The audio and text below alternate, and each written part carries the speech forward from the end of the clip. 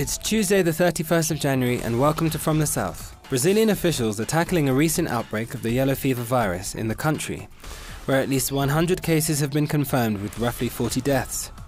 The number of cases is up from 7 last year, and it's the largest outbreak of the disease since 2003. Russian and Brazilian emergency planes have been deployed to Chile to combat the country's worst forest fires in modern memory. The fires have affected over 1 million acres. The Chilean government has been overwhelmed by ongoing fires and called for international aid last week. The origin of the fire remains unknown. Locusts invaded the southern Bolivian province of Santa Cruz, damaging over 250 hectares of maize and sorghum crops, as well as pasture for cattle. Students and activists took part in a pro-marijuana march in the country's capital of Bogota. They protested in response to a law that allows officers to fine those taking the drug in public spaces, roughly $65. President Trump has fired the acting Attorney General, Sally Yates, after she defied his executive order on immigration. Yates was replaced by Dana Boente. Trump fired acting director Daniel Rasdale of the Immigration and Customs Enforcement Agency and handed the position over to Thomas Homan. Senate Democrats boycotted a planned committee vote on 2 of President Donald Trump's cabinet nominees, Steve Mnuchin to be Treasury Secretary and Tom Price to head the Health and Human Services Department. This has caused the vote to be delayed. The Democrats said that they wanted more information about Price and Mnuchin after media reports appeared to contradict statements that they had made in confirmation hearings and subsequent written statements. The debate on Britain's departure from the European Union has begun in Parliament. Prime Minister Theresa May's plan to start Brexit negotiations is expected to survive despite pro-EU lawmakers' attempts to force the government to rethink its strategy. Canadian Prime Minister Justin Trudeau attended a vigil for the victims of an attack on a mosque in Quebec City on Sunday.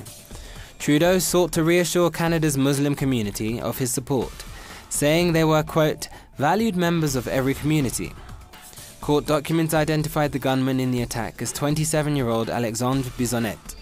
Residents of eastern Aleppo have returned to the ruins of the city to rebuild their lives and home. The United Nations World Food Programme has stepped up its support to the displaced Syrians. The WFP said it had resumed airdrops on Sunday after finding a safer location for the drop zone. The Union of Arab Lawyers in Israel said Monday that it would file a court order to stop the demolition of newly donated mobile homes which were delivered to the Bedouin village of al-Hiran in central Israel on Sunday. According to the statement issued by the union, members of the joint list, which represents Arab parties in the Israeli Knesset, will demand Israeli Finance Minister Moshe Kalon to freeze the demolition orders.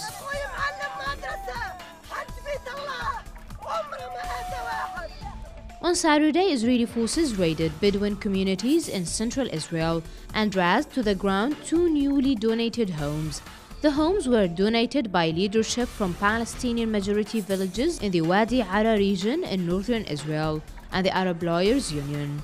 The donation was an attempt to house dozens of families who were left homeless after Israeli forces demolished 15 structures belonging to Arab citizens of Israel in al-Hiran on Jan 18. al-Hiran is a genuine Bedouin village located in the occupied Negev, where nearly 20,000 Palestinians live in temporary homes.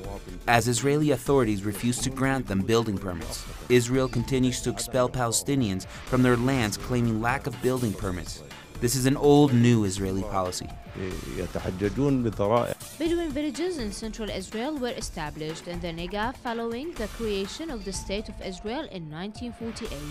Right groups say that the demolition of Bedouin villages is an Israeli policy which aims to remove the Palestinian population from the Negev to make room for further Jewish expansion.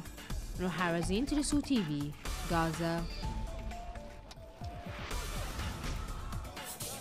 2 Bolshoi theatre dancers marked the 80th anniversary of the US composer Philip Glass by performing in the main department store next to the Kremlin.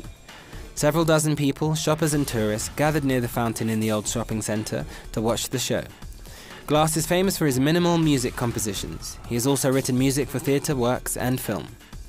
More on these and other stories on our website telesurtv.net/English.